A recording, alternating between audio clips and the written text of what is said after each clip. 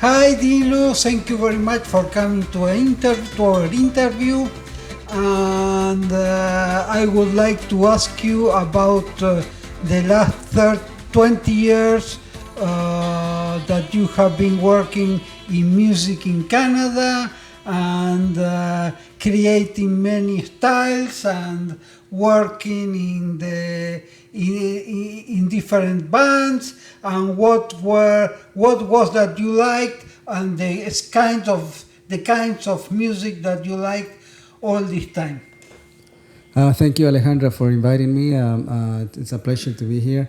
And yes, I've been fortunate enough to have been playing for such a long time, and to have the opportunity to work with great people, great musicians, and to learn all the things I know through all the different styles that I have learned through the years. And now it's a good time for me to try to put all these things together and use everything that I have learned so far. Tell me a little bit all your history and how you have evolved, because I have known you for 20 years when you started playing with Santerias at our first visual arts exhibition in 2004, and you did a magnificent work that day. Mm-hmm. Oh yes, I remember that time we were playing with Santerias there at the art exhibition. Yes, that was great. That was our beginnings, and that was the first Santerias lineup.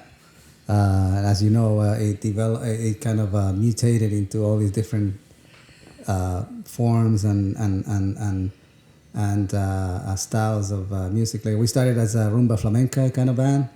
Then it developed into more of a world kind of music, and we had different singers as well. We had Ana Raquel, then Ruby, then Ruby Quereques, then Irene Torres, and then Analia. So we, it's with Analia, we kind of with that band we try to get more into the funk kind of rock thing, and we kind of forgot about our roots a little bit, and I think that kind of turned a few people off, because we started as a flamenco / world music band, and then all of a sudden we turned into this funky kind of rock world music, and yeah, so we forgot about our roots.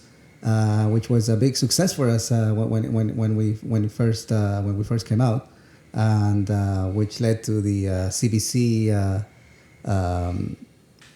interviews and recording sessions that we had with them, and live shows and all the stuff.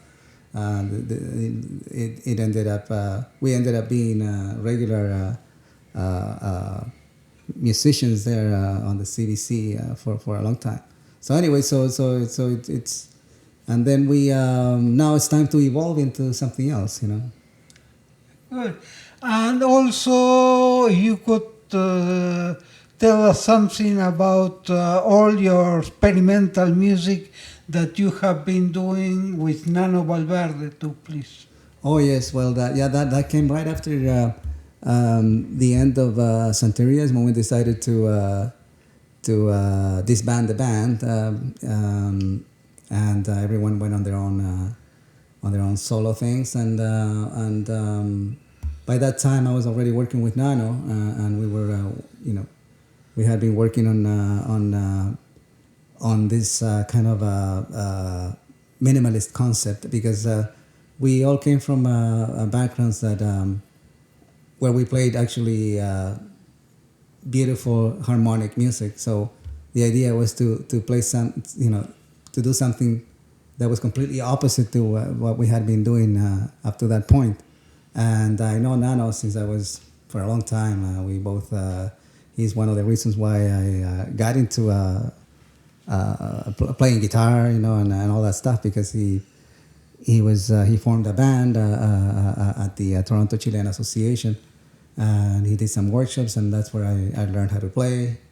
And we formed a youth group, like a youth band, and we were playing folk, South American folk music, Andean music, and then we were one of the first groups to play at city TV. There was a program there, I forgot the name of it, where they were playing, like showcasing musicians from the different communities that we have here in Toronto. And we were one of the first ones to basically be on TV, on city TV, and play you know, South American music. So it was a lot of fun. We were all like pretty young too, 17, 18. So that's how far I know Nano, and so now we've been doing all this experimental stuff. The idea was to basically instead of having a palette of sounds, a full color panoramic, I guess, of sounds, and to paint with two colors instead of having this full array of sounds and colors. So we started with two colors, very minimalist, and then it evolved into this kind of a very experimental Andean music, because that's our roots. We're from South America. We're we're Chileans, and Andean music is beautiful, and it's got all these, so mysterious, and it's a music that doesn't have any pretensions. There's no we don't want to be famous, or we don't want to make it. If we can make some money, sure, but for the most part, it's a labor of love, I guess you can say, and art, for the love of art. For the love of art, that's what it is. Okay, thank you very much for coming to our interview, and it was nice to hear about all your experience along the years. Thank you, Alejandra. Thank you very much, and thank you, LCCA. And I guess we'll see you soon. Thank you. See you soon. Bye. Bye-bye.